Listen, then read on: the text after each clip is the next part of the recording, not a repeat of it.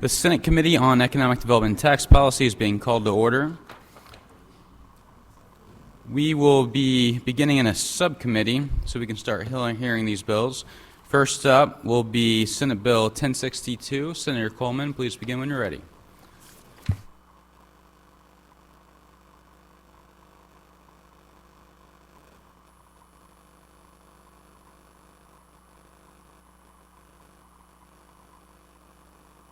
Thank you, Mr. Chairman, members of the committee, Mary Elizabeth Coleman, representing the 22nd Senatorial District. Thank you so much for giving this bill a hearing. This is a project that I have been working on in my time in the legislature. Taxes on necessities in our state constitution are illegal. I think there's nothing more necessary to life than grocery items. And over 40 states have eliminated their tax on grocery items. I think it's high time that we give Missourians the relief that the other states, both Republican and Democrat states, have offered to their citizens. Under the Biden administration, prices on eggs and milk and meat and cereal have continued to rise, and the least that we can do is eliminate the 1% of the state sales tax. There's a concern that I have in the fiscal note that I'd like to draw the members of the committee's attention to. In the other fiscal notes that I have seen for similar language, the cost to the state was calculated far differently and has not included the constitutional portion of 0.025%. For some reason, that is now being calculated. There's a concern that in this drafting that it would be included in that. It is not the intention of my office or myself to include that portion. I don't believe that we can change or amend the state constitution through the legislative process without a vote of the people, and so I am not trying to include that. I think that will take care of a significant amount. Past fiscal notes have put the cost of this at about $51 million into a specific fund that would go to schools. The increase in state funding across the board for schools, I think, will increase. This also has a slow phase-in for the municipality tax to be calculated, and I think that were this to pass, there would be enough time through that phase-in. If the local municipalities were to choose to do so, they could create an offset increasing the other types of sales taxes by a small proportion to protect their budgets. I honestly don't know who's here to testify in support or in opposition. This is an idea that I've been pushing for a long time, but I will say I think you're going to hear from a number of elected bureaucrats who are using state dollars or tax dollars to pay lobbyists to fight against returning money to Missourians' pockets. And so to the extent that we have lobbyists representing our municipalities, I'd ask for you to please discount their opinion, because now we are funding the budget for that representation on the backs of necessities like eggs and meat and grocery items for the poorest of our citizens. So with that, I'm happy to have answer any questions that you might have. Thank you. Do we have any questions for the senator? Seeing none, is there anyone that would like to testify in favor of this bill? I'm so sorry, Mr. Chairman. With your permission, I'm going to excuse myself because I'm needed on a vote in 2 other committees that are simultaneously meeting. If you have any follow-up questions, please reach out to me, and I apologize for needing to leave during the hearing on this bill. Lisa Panett here with Armorvine, and we're just coming in support of the legislation. Thank you. Any questions for the witness? Seeing none, thank you for your testimony. Next up in support.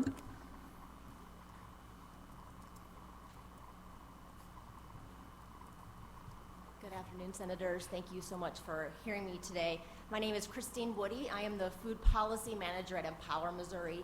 We're a statewide nonprofit that works on a lot of anti-poverty legislation. I organize a food security coalition that's made up of individuals and organizations working to ensure that every Missourian has access to affordable, healthy, nutritious food. Back in the 1990s, Empower Missouri worked closely with the legislature to decrease the state sales tax on food from 4.225 to what it currently is today. And that decrease was significant for Missourians, especially those with the lowest income. Sales tax specifically for those who have lower income disproportionately affects their base of the amount that they have in their households. And the grocery sales tax is no exception. As the senator said, there's only about 10 states that still allow or tax groceries on the state level. There's actually only 6 states that allow localities to tax groceries. Missouri falls into both of those categories. The state, again, is only about 1.225. The localities state the sales tax can range anywhere between 2 to 8 to 9% on groceries, which is a much more significant amount of money. We are grateful for the senator to bring this forward, and we do speak in support of eliminating the grocery tax. But that being said, I believe a lot of folks in the room are going to be speaking in opposition to it, and we just want to go on record saying that we understand their opposition, that we understand that the funds that are coming from these grocery sales taxes are going to really essential services, education on the locality, public safety, and other essential locale services. So just eliminating it, I think, would be a real hardship to localities specifically, but there seems to be a way that can happen. Lots of other states have done it where groceries are not taxed any longer. 37 other states have done it where there's no state level grocery tax, and they've all balanced their budget. So I believe Missouri can still do it. We do need to make a plan and set it in place to ensure that localities are not hurt by this, but I think it's something that we need to talk about and really move forward to working on. So thank you. Thank you for your testimony. Are there any questions for the witness? Seeing none, thank you very much. Next up, they would like to testify in favor of the bill. Anyone that would like to speak in opposition, please come forward.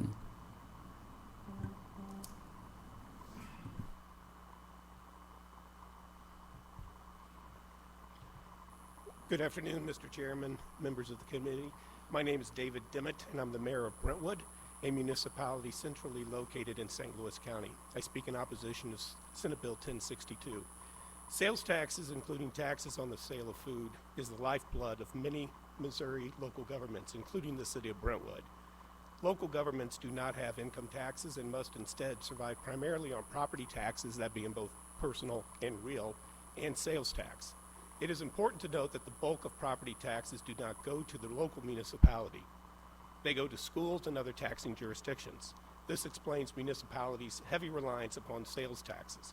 In return, we provide policing, fire protection, parks, road repair, sidewalks, and building inspections to ensure public safety, just to name a few.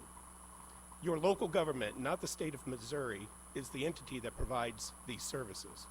In Brentwood, sales taxes make up about 75% of total revenue, and a significant portion of that sales tax comes from the sale of food. In fiscal year 2023, a sales taxes from the sale of food generated $4.3 million for the city of Brentwood. If food sales are exempted from sales taxes, the projected loss for 2023 would have been 25% of our sales taxes and 16% decrease in total revenue, not just the sales tax revenue. This loss of revenue impacts our debt obligations. Brentwood made long-term debt decisions based upon a reasonable expectation of a continuation of sales tax revenue, including sales taxes on food. For instance, we are currently servicing $80 million in certificates of participation to address repetitive flooding on a state highway, Manchester Road. It takes $7.5 million to service this debt until 2043. In 2019, the residents of Brentwood overwhelmingly passed a vote for the imposition of a half-cent economic development sales tax. A decrease in the tax revenue would make it impossible. 25% decrease in the sales tax revenue would make it impossible for us to service that debt without cutting important services. If there is a revenue loss of $4.3 million and the city must make the debt service payment, the first option would be to freeze capital expenditures. For example, fire pumpers, ambulances, police vehicles, police and fire replacement, radio replacements. Then we would begin to consider furloughs of employees, including police and fire. The average cost of a fully equipped police officer, including compensation, benefits, uniform, and equipment, is approximately $139,000, and a firefighter is $98,000. More than half of the city of Brentwood's full-time employees are first responders, and they would take the biggest hit. In sum, the city took on voter-approved debt to address chronic flooding on a state highway, Manchester Road, but now state legislators are considering legislation that would jeopardize our ability to service our debt obligations and provide basic municipal services to our residents. Every citizen is feeling the effect of inflation and the pain of purchasing goods and services at this time. Your city government is no different, but cutting the sales taxes on groceries is the wrong way to address this issue. Instead, it will only lead to unacceptable and potentially dangerous cuts to crucial services expected and deserved by local residents. Thank you. Thank you for your testimony. Do we have any questions for the witness? Thank you. Please be sure to leave a witness form. Next up, that would like to speak in opposition to the bill, please come forward.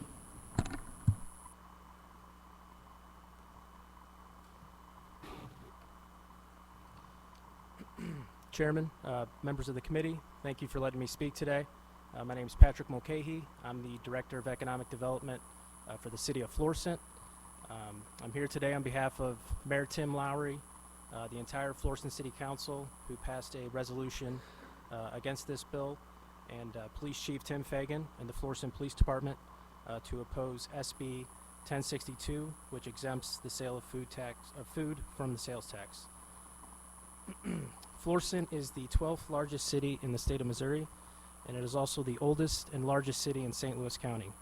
We have a proud history of maintaining steadfast stewardship of public finances by efficiently and effectively balancing revenues and expenses while also providing valuable services for our residents that they've come to know and expect.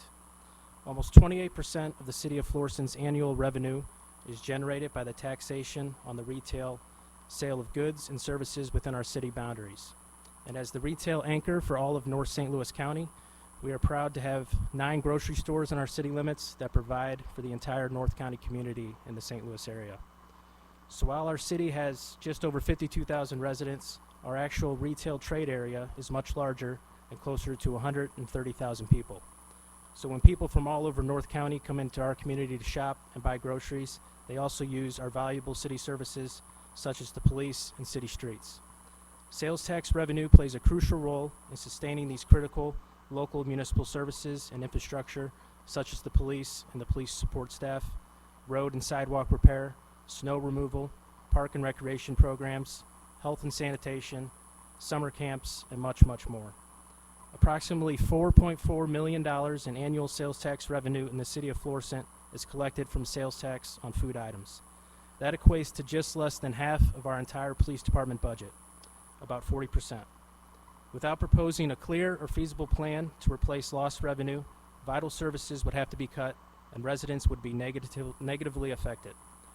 The proposed elimination of municipal sales tax on food products poses a significant threat to the financial stability and operational capacity for the city of Florissant and all other municipalities around the state of Missouri.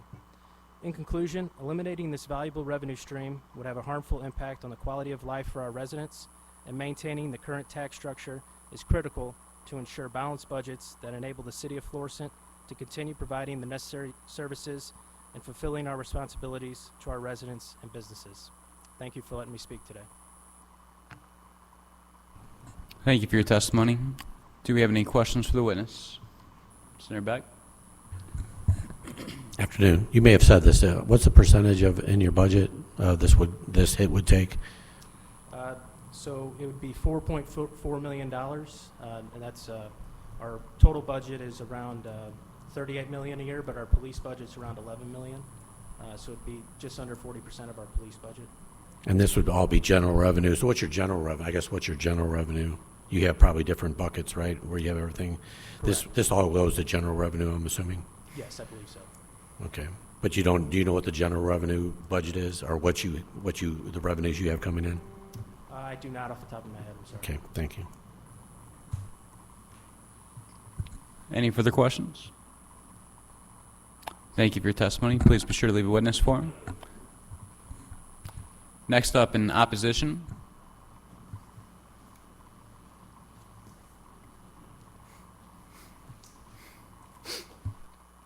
Good afternoon. My name is Jason Gage. I'm the city manager for the city of Springfield. Appreciate the opportunity, Mr. Chair and members of the committee. As you know, Springfield's the third largest city in the state, and so there's no question this has a pretty significant impact for us. Our current local sales tax rate is 2.125, which it's about half of the state's, just to give you an idea. About a third of our total budget, about 165 million, or a third of our total budget, is sales tax. As we kind of going back to the last question, as we take it and look at and peel off enterprise funds that are just fee supported, and we just look at the governmental type activities, it's about 74%. So we're very sales tax oriented, and that's for a reason. It's based on, as everyone knows, those are more palatable. A sales tax is more palatable to the taxpayer than property taxes and sometimes income taxes and things like that. And also, that's basically the structure that's been in place for decades based on state law, and so it kind of all folds together and makes pretty good sense, we think. As I mentioned, on our local sales tax, when you look at just the cities around us, we're the third lowest out of 4 with our overlapping sales tax rates. We've always tried to keep it low, and we understand why to do that. We understand the issue of those that are in need that perhaps have a little harder time purchasing food, but obviously this goes much broader than that, and we think programs in that way could be targeted, could be more effective. So when we calculate this, the food portion is about 15% of the total sales tax. That's the number that we have. Total impact is $24 million. So that's what we have. Now, as we divide it up in our general fund, which would be for general activities, it's about a little over $9 million, or 8.3%. That affects a lot of our core functions and operations, and including personnel such as police and fire, public works, and a lot of other functions. But we have a lot of other pots too that are pretty meaningful. We have a police fire pension sales tax that's 0.75%. It's been renewed on 5-year intervals. This would take about 6.9 million, or 13.3% away from that. That goes directly in solely to fund the pension for our police and firefighters. That's pretty important right now as we think about not just our obligation, but recruitment and retention of our officers. We have a capital improvement sales tax of 1/4%. This has an impact of about $2.3 million, or about 10% of that. Obviously, capital improvements, roads, other infrastructure. For us, it's primarily roads, bridges, and storm drainage. Transportation sales tax of 1.8%, so there's about a $1.2 million impact, about 4.2%. And again, with this, transportation oriented, so we basically use our capital improvement and our transportation sales tax for mostly transportation type activities. Now, out of our 24 million, about 19.4 is from our municipal taxes, but we also have an impact from the sales taxes we get from Greene County, and it's pretty impactful. So we have a law enforcement sales tax, it's 10.7 million. This would affect it by 1.6 million. We have 2 park sales taxes that add up to 15.3 million. This bill would affect it by 2.3 million.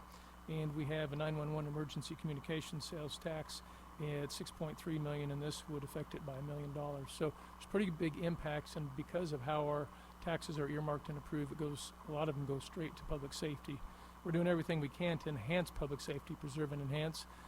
We understand poverty, we understand crime, and we're trying to do everything we can about it. But this would make it much, much more difficult. So we do ask you to keep that in consideration. Also, well, and our position obviously is to oppose the bill, and I'd say in its current form. I think there are options, and especially looking at the state portion, our suggestion would be if you could, if the legislature wants to go there, to affect the state portion and try to hold the cities harmless if you can. So, because quite honestly, while a lot of folks would like to save 6-8% on their sales tax, there's a pretty good chance your prices are going to go up in a year or two and offset that anyway. No one's ever going to know that except the person who buys. They're going to feel that. And they still have the same expectation for 911 to take their call, to send an officer or EMS or a fire truck in a reasonable period of time when they're somebody's having a heart attack or a stroke or some other major medical situation, and to take care of those and to make sure that they have safe roads without a lot of potholes and so forth. So we just hope that you'll take that in consideration. Very much appreciate your time. Thank you for your testimony. Do we have any questions for the witness? Senator Beck? So I kind of want to address that. So I think everybody here that's from a municipality, city, or even counties are going to say the vast majority of their money goes to public safety, probably 40% or higher a lot of times. So this would, from what I gather, what you said, you also had a pension sales tax. Yes. That would affect that. So not only would it defund your first responders, it would defund their pensions as it goes forward. What are your options to replace this money? I mean, what could you replace it with? Well, that's a very good question, and obviously with you could look at a property tax if you could get people to vote for it. We wouldn't anticipate that. We don't rely on the property tax. It's a small portion of our revenue. So if we had to, I suppose we'd have to put that question out there. That would be for our council to determine and decide to do. I don't think they'd like to do that, to be honest. As I said, we don't rely on that. So the sales tax has really been our best option because it's been where all arrows have pointed for decades. So there really isn't a safe, sound place to find other revenue for this. So I think we would be in pretty much an immediate cut mode and try to figure out what we would need, where we would need to cut. We obviously would start with public safety unless it's a special revenue fund and we have no choice but to cut public safety. Like in the general fund, we certainly wouldn't start there, but it would go deep enough. I think we would find ourselves there. Yeah, so you can't do an income tax. That was made illegal, I believe. Yeah, I don't believe we're quite a few empowered to years do an ago. income tax, and if we haven't analyzed an income tax. We know there's an income tax, I believe, in St. Louis and Kansas City. There's probably some pitfalls associated with Well, that. they're the only ones allowed to do it. You can't do it anyway, so you even can't if even we look at could, that. No. yeah, well, I'm not No. sure we would want to do that, but we haven't analyzed. Well, you have no choice. You can't. So, And I don't know if we'd ask. well, I'm saying it's just not a revenue source that you can get. Yeah. And that's the problem I have with something. A lot of these, election type campaigns come. Let's cut taxes for everybody. Let's get rid of personal property tax, which vast majority of that money goes to our first responders also and our schools. And then there's no replacement. There's no talk of replacement. There's nothing in this bill that says, if this was a well thought out bill, I think it would say, and I'm not saying I'm one way or another on this, because it's going to be hard to be against taxes, especially when this affects poorer residents more than anybody else, right? Food tax. Yeah, So I totally agree. I think, when we look back, and there have been replacement opportunities in the past. We talked about Wayfair Yeah. and online, but that is a fraction of this. I don't see that it's even possible to have replacement for this. And as we're seeing with Wayfair, they're having trouble even getting those implemented into communities and getting a vote to make that happen. So, but what I guess my point is that if this was a well thought out bill, it would have the replacement part of this. If we don't want to tax a certain segment of the people, which is I think what they're trying to do here, we should be moving to find out what that is to replace it. And there's nothing, and nobody can tell me what that is. I would love to have that discussion, and I don't think we need to create another task force or anything, but it would be nice to have actual real live discussion on what the intent of these tax cuts to our local communities where folks have decided this is where they want their money to go, or they, like you said, you want an ambulance coming in 2 minutes, maybe not 4 minutes. If somebody has a stroke, that's the difference between, death, right? And so we have to look at those things and giving our police paying them the right amount of money. So it's an easy thing to put out there, but then what are the ramifications from it? And that's the frustrating part. And I know there's a whole lot of folks here that are going to address that same issue. So, I think that's what the conversation we should be having. So part of that was, I don't know if you have any response to that or not. Well, we certainly agree. Okay.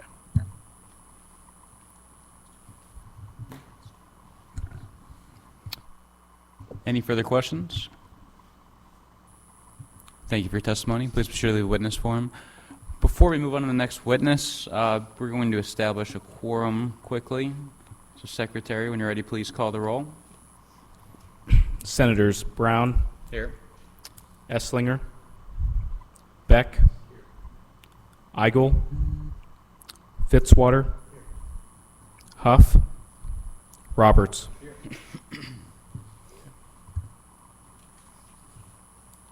All right, next up to speak in opposition of Senate Bill 1062.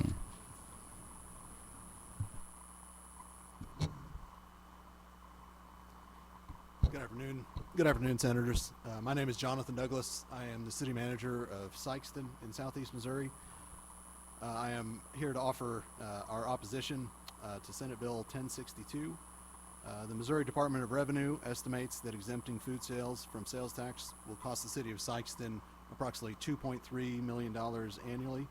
I'll keep my remarks short, but I wanted to give you an idea of the impact that would have on our small community.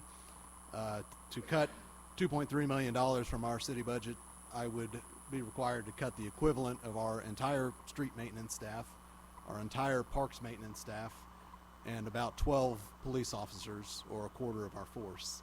And I'm not saying that those are the cuts I would recommend, but that gives you an idea of the magnitude of the cuts that would be required. And that doesn't even speak to the impact that this would have on our local ambulance districts and our county 911 district, which is also funded by sales tax. I appreciate your consideration of our comments. My summary of the impact is that this would devastate our community. Thank you. Do we have any questions for the witness? Thank you for your testimony. Please be sure to leave a witness form.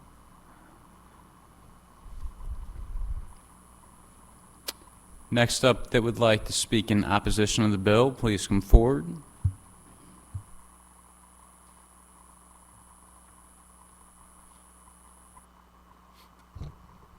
Thank you, Mr. Chairman, Senators on the committee. For the record, my name's Steve Hobbs. I'm the Executive Director for the Missouri Association of Counties. So we'll change this up a little bit. We've been talking about cities. Counties, too, are impacted by this legislation. And I tend to agree with the Senator.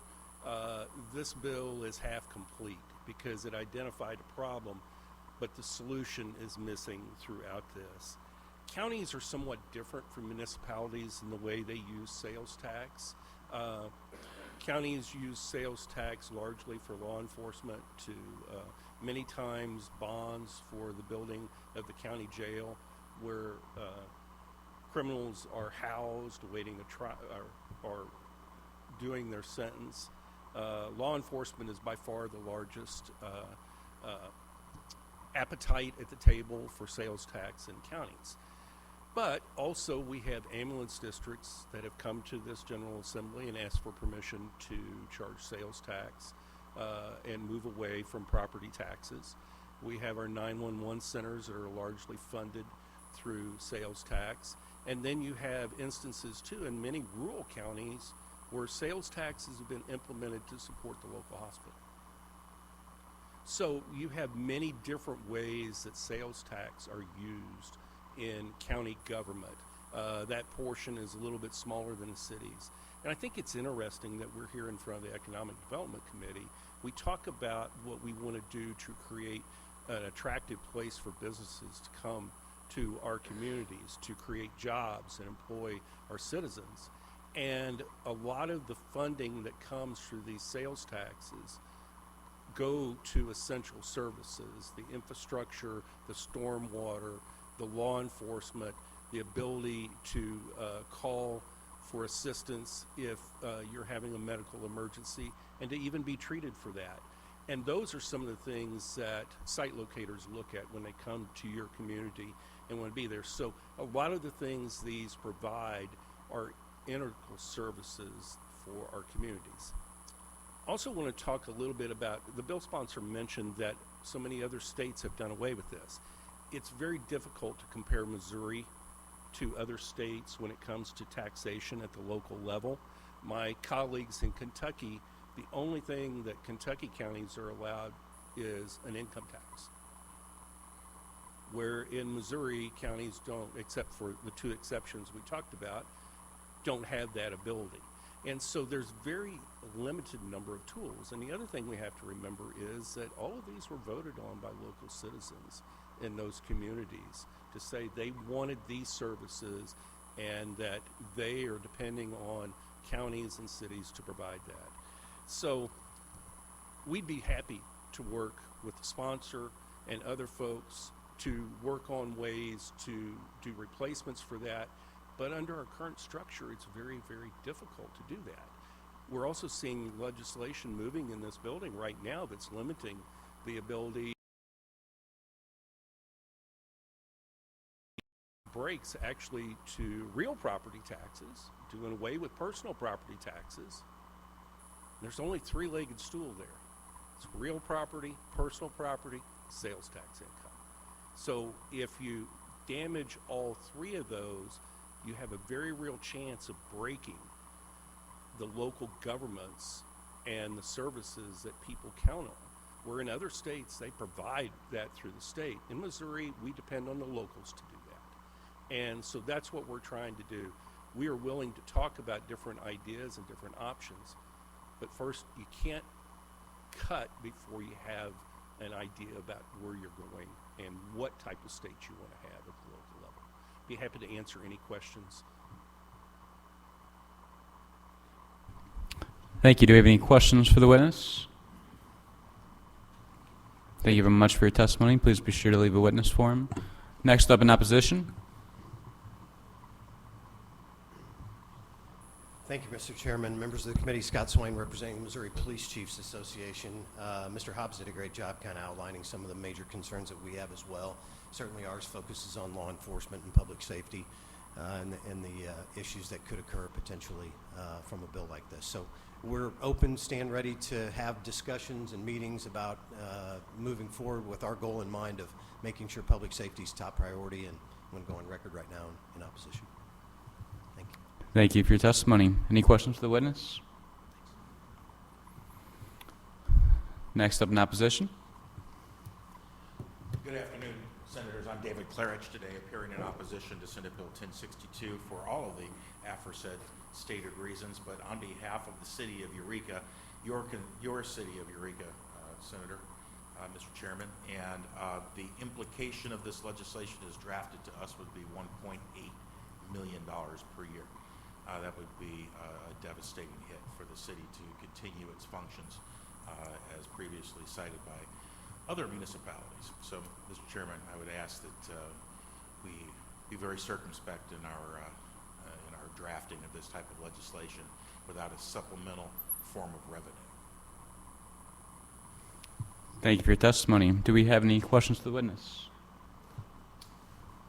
Next up in opposition.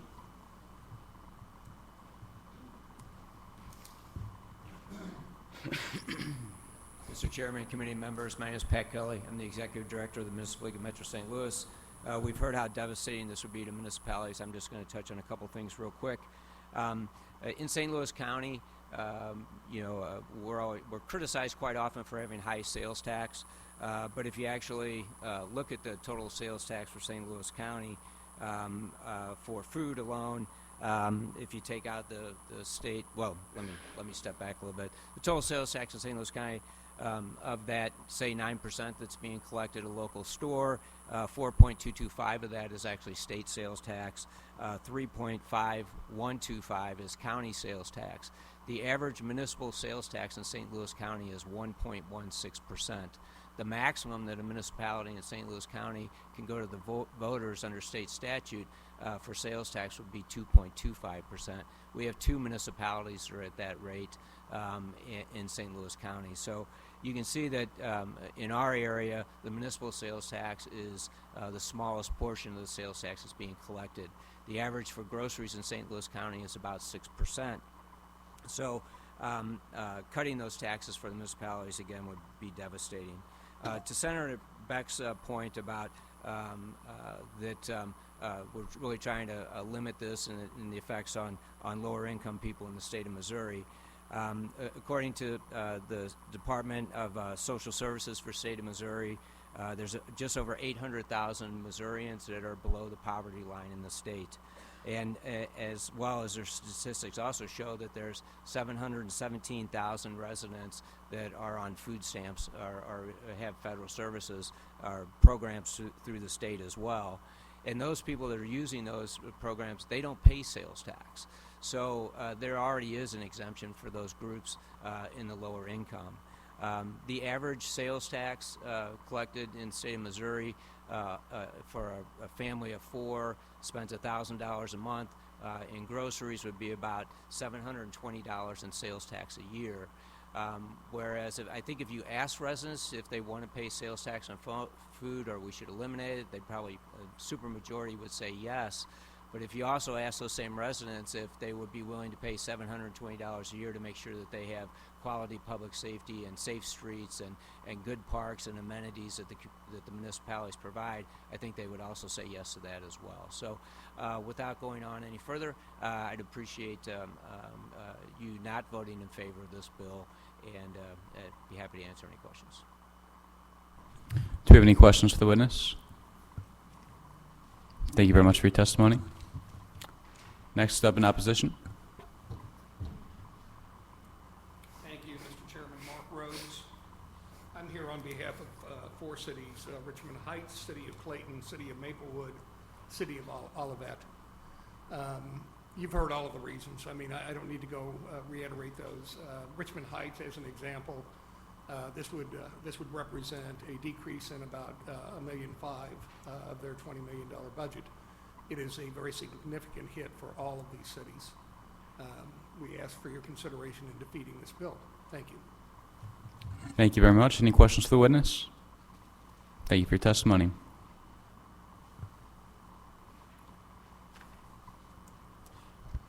Good afternoon, Mr. Chair, members of the committee. My name is Brant Shields. I'm here on behalf of the Missouri School Boards Association, representing the locally elected school board members from across the state of Missouri. Another part of this bill that's not been necessarily talked about much is Prop C, which was voted on in 1982 by a vote of the people to place a 1% sales tax to fund the school district trust fund, which you might note in the fiscal note, they estimate to be about $169 million per year that goes towards school funding in our state. And I'm not here to argue whether or not taxing groceries is good tax policy or not. What I would hope to get from this committee is an understanding that you can't do one thing without figuring out a way to replace it on the other. And we have 850,000 plus public school students in Missouri. That $169 million is about $200 per student. Now, that may not sound like a lot, but you start adding those dollars up, and that's a teacher per every 200 students.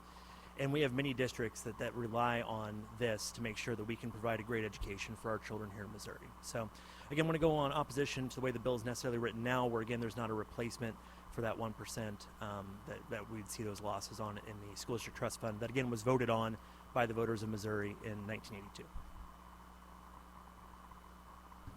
Thank you for your testimony. Any questions for the witness? Senator Beck? Yeah, I think so. I think the bill sponsor, she's not here right now, but I thought she said that you wouldn't be affected by that. That's not in the bill, is that? The way I read the bill, it just specifically eliminates the 1% sales tax that would be charged on groceries, which is dedicated to the Prop C funds. And that's the way I had read the bill, but I couldn't. And that's the way I see it too, but I think the senator said that it wouldn't affect, I don't understand.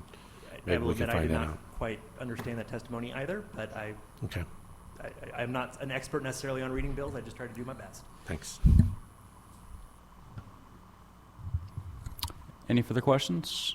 Thank you very much for your testimony. Thank you, Mr. Chair. Next up in opposition.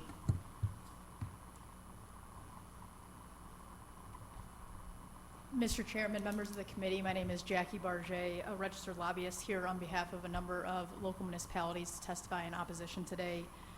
Those including the City of St. Louis, the City of Independence, the City of Baldwin, the City of Ellisville, the City of Creve Coeur, and the City of Town and Country. All of these cities, I won't repeat what's already been said, but are very concerned without some type of replacement that's already discussed that this would lead to a loss of funding and a lack of their ability to provide vital services to their citizens. For the City of St. Louis in particular, 4 years phased in, this would be about $21 million hit to the city. When we asked the City of Independence what this would mean to them, they said, I didn't get a dollar amount, which I will get for you all, but they said it would equal about 18 officers and a $500,000 loss to their police department. With that said, I'll get you an actual dollar amount there too. And the only other thing I will say, just to the bill sponsor's comment earlier, I urge you not to discount these cities' opposition just because it's me up here. Cities have been hiring lobbyists for over 50 years to make sure that both their and their constituents are protected and they can fight bad ideas when it comes up here in Jeff City. But with that, if you have any questions. Thank you. Any questions for the witness? Senator Beck? So you answered one of my questions and was actually for the Senator Roberts. So it's a $21 million hit, and then you're also getting pressured on income tax and Yes. like that, trying to get rid of that also, and then we see caps on these. We see caps all the time that people want to cap what you can do in sales tax, and then we look at the personal property and the property tax. St. Louis County, this would be a $72 million hit to St. Louis County unincorporated St. Louis County. And then it's 117 million, I think, total with all the municipalities. That's a large amount of money. It is. And I think as we add these things up, it seems, and just ballpark math, is roughly 15%. It seems like it's 15% of everyone's budget. I mean, that's what the hit seems to be roughly taking place. And that's a lot. That would be a lot of money to just absorb. And then when we know that sales tax, I believe the city had the Prop P and county had the Prop P for our police officers, right? Public safety Correct. tax. That affects them, and that's the vast majority of probably the budget of St. Louis City. I could be wrong. Yes. I mean, yeah. Police and fire, if you had them together, is probably well over 50% of the budget, I would imagine. Yes. Yeah. Well over. Yeah. So, but anyway, this is where this is coming from, right? It's coming Yes. from those folks. Correct. And I would Yeah. just say from the city of St. Louis's standpoint, obviously there are discussions about earnings tax constantly in this building as well. And when we discuss it, I think a lot of times, like when they talk about lowering earnings tax, a lot of times people say, well, just increase sales tax then to make up for it. So it is a discussion that I think you have to take everything into account and have some type of replacement there to talk about, because there are vital services on the line when you talk about reducing some of these. Yeah, and then let's be honest. When the sales tax gets up above 10, 11, every dollar you're spending 11 cents, so that's going to tax or whatever. I mean, that's going to be hard on folks. So yeah, we get that. But the food tax is it's a small portion of that for the most part. But it goes to all these vital services, and that's why I think it's frustrating that there isn't an offer here of what are we going to do to replace it. Yeah, and I think it has been said before, all of the cities that I just said we represent are more than willing to have a discussion about if there is some other type of alternative to make that happen. And that should be all a part of one bill, I would think. Wouldn't you think? And I it would probably shouldn't be dependent upon the voters approving it, because we've seen what happened with Wayfair. That was they took away a certain part, and then Wayfair was not passed everywhere, right? It was hard There has to been a have people struggle do. getting that done, yes. Yeah. So okay, all right. Thank you. Any further questions? Thank you very much for your testimony. Next up in opposition. Could I get a show of hands? How many more are here specifically to testify on this bill? Well, I think we might be down to the last one. Yeah, I think I'm the cleanup batter right here. Good afternoon, Mr. Chairman, members of the committee. My name is Richard Sheets. I'm the Executive Director of the Missouri Municipal League, and I'd like to testify in opposition to Senate Bill 1062, excuse me. I'm not going to restate all the numbers we heard, but I think just want to make the point that the numbers you hear on the effect of the cities that testify today really represent the numbers throughout the state. We've surveyed our cities and the sampling our cities, and these numbers really impact all the 450 cities that levy a sales tax. So those impact the ballot. I just want to make a couple of points. First, cities are limited on what kind of taxes they use to pay for these important services, and that's sales tax, property tax, and user fees. And user fees are very limited. It's property tax and sales tax.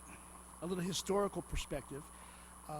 In the 80s and 90s, there was a lot of outcry that property owners were paying the bulk of local taxes, and they bore the burden of local taxes.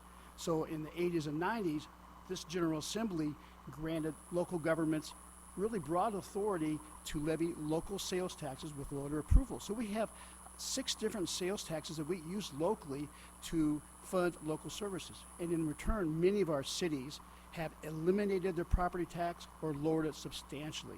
So it was done for that purpose. And the question about other states, I've talked to my colleagues and looked at other states.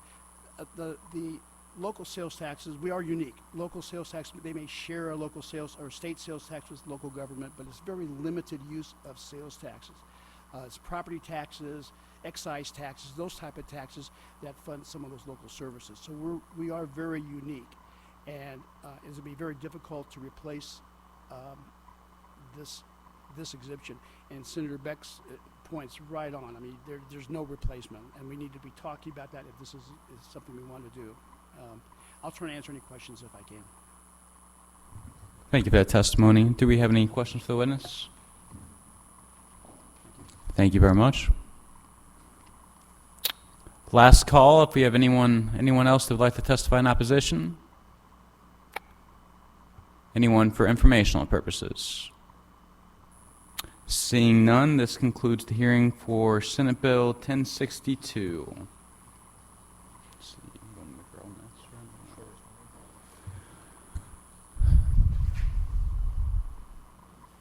Next up, we will be hearing House Bill 2430. Representative McGirl, please begin whenever you're ready.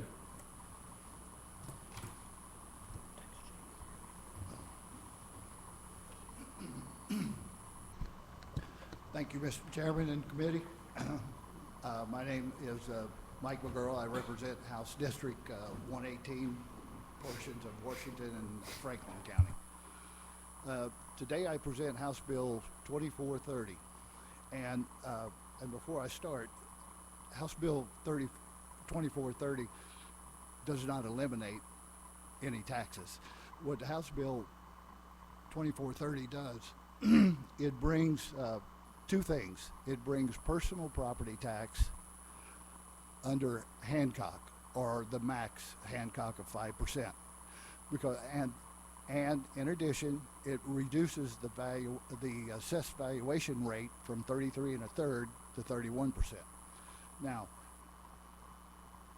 with the presently the way the taxes are calculated is you calculate the rate when you do your rate certification with the state auditor's office. You're using just real estate, and real estate is capped at the lower of CPI or Hancock. And then that rate is applied to the personal property tax, because new construction and personal property tax are not brought into the calculation to calculate up the amount of personal property tax. So the last 2 years, or the 2 years of 21 and 22, personal property tax has increased significantly. Just one example, in 22, it's 27% of CPI. So with this, and just kind of an example to kind of go through it, would be in 2020, which would be pre-pandemic, there was $1.5 billion of personal property tax collected. In 21, it was 1.589 billion, but then in 22 it jumped to 1.9 billion dollars. So it was over a $400 million windfall that was benefited because of these increased valuations that was assessed. And consequently, since the personal property tax is not brought into that calculation when they do real estate, it was applied at those higher rates, so it caused a windfall.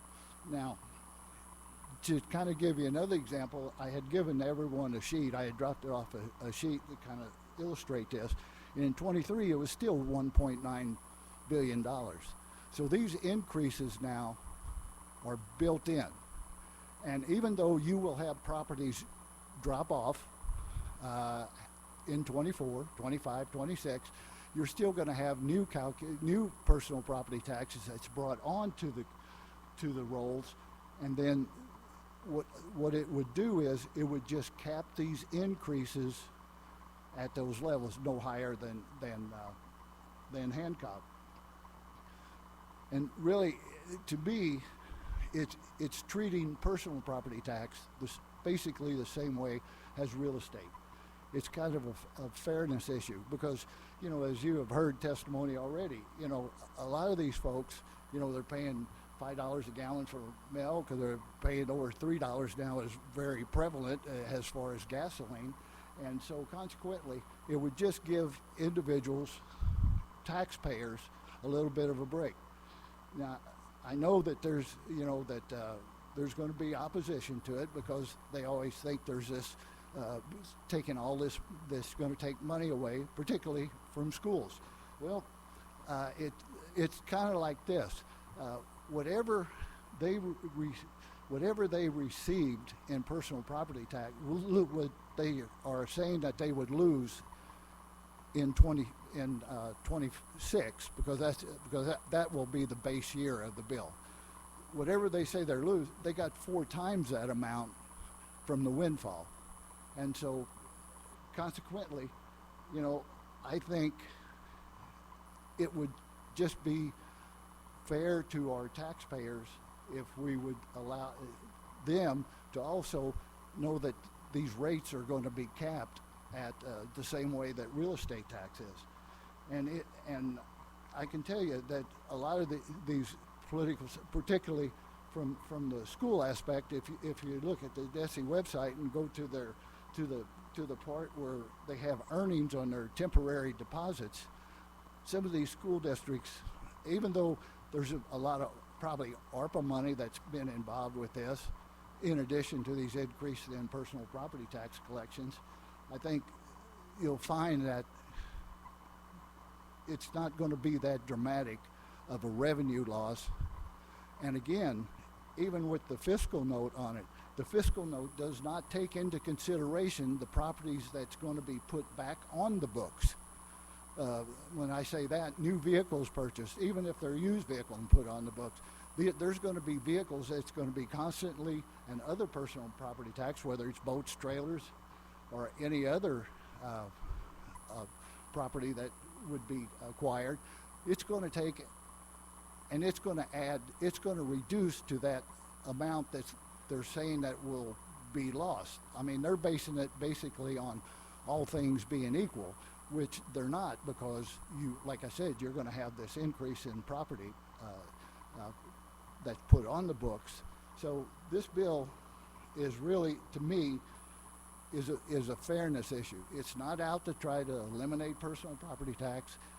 I'm not doing any, I'm not trying to do that, because I know that would be pretty dramatic to political subdivisions and a lot of services that we rely on.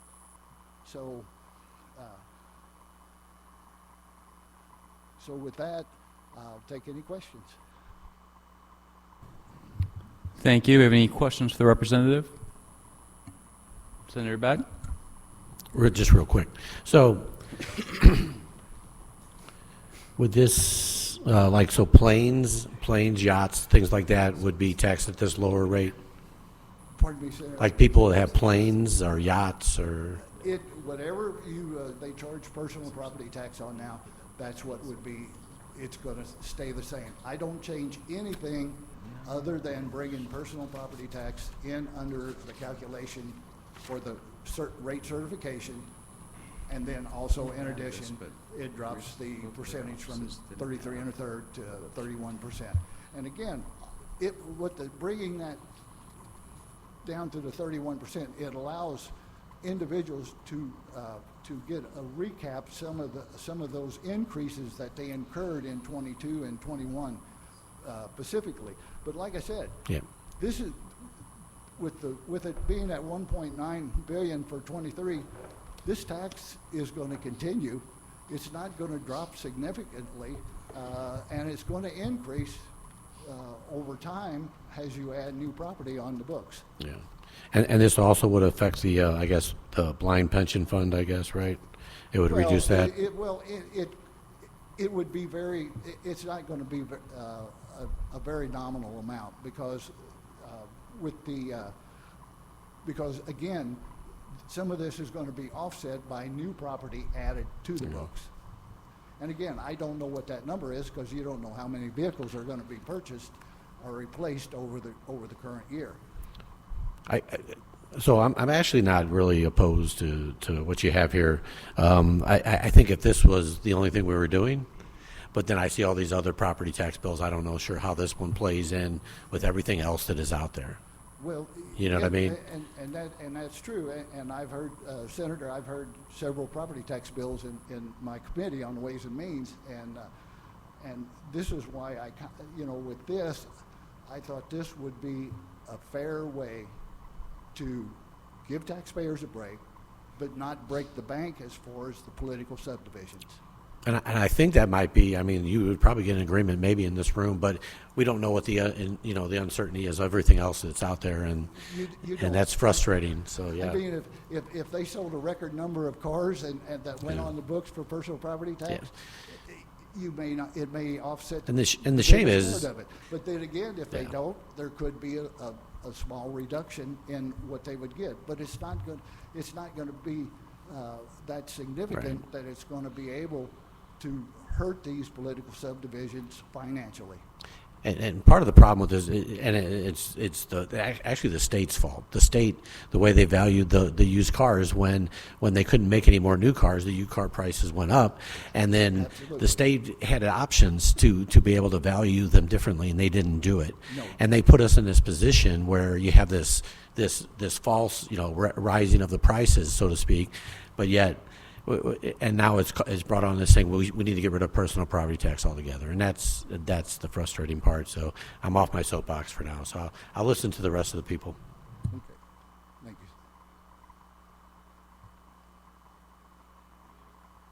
Do we have any witnesses to speak in favor of the bill? Please come forward.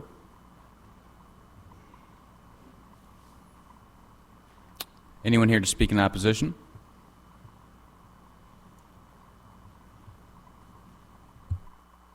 Mr. Chairman, members of the committee, Scott Kimball on behalf of the Missouri Association of School Administrators. We'd like to go on record in opposition to the bill. The focus of our opposition is primarily on the cut from 33 1/3 to 31%. It's actually a 7% cut in revenue for personal property tax. The fiscal note estimates that it's $137.7 million in lost revenue for all taxing jurisdictions.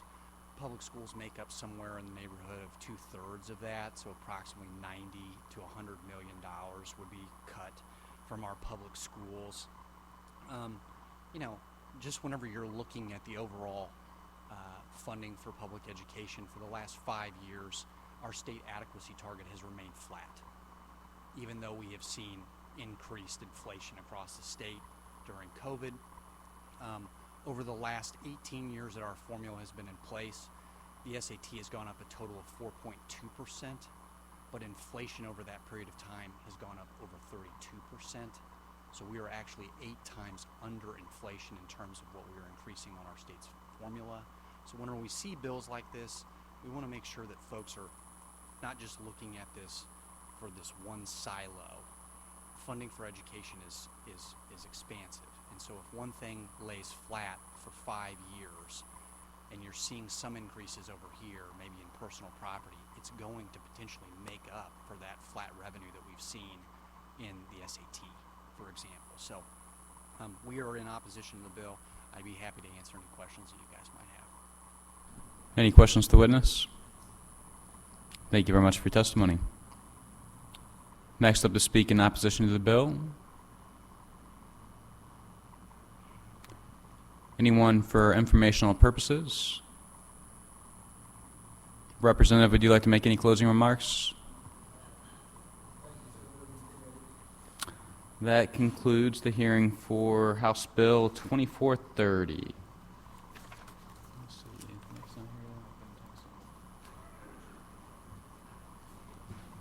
We have one more. We're waiting on Nick.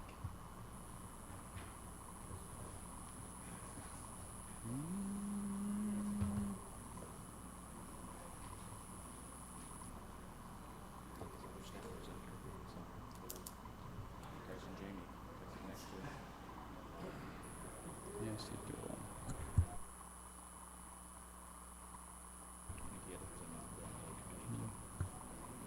We're going to give Senator Schroer just a minute. I believe he had another bill to present. We'll scratch that. We're going to put that off to the next meeting. So with no further business coming before the committee, I now make a motion to adjourn. Do I have a second? We are adjourned. They should have gone first. What? I know, I know. Very committee member of the month. We'll have a special prize for you at the end of session. Hey,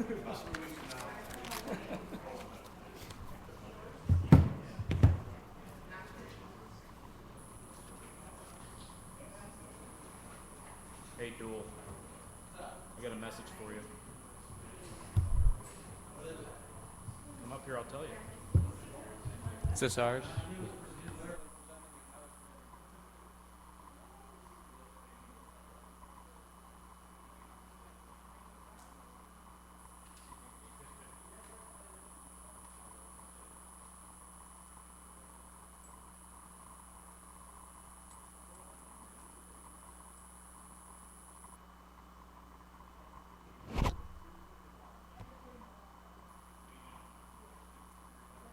I think that'll be fine. Let me.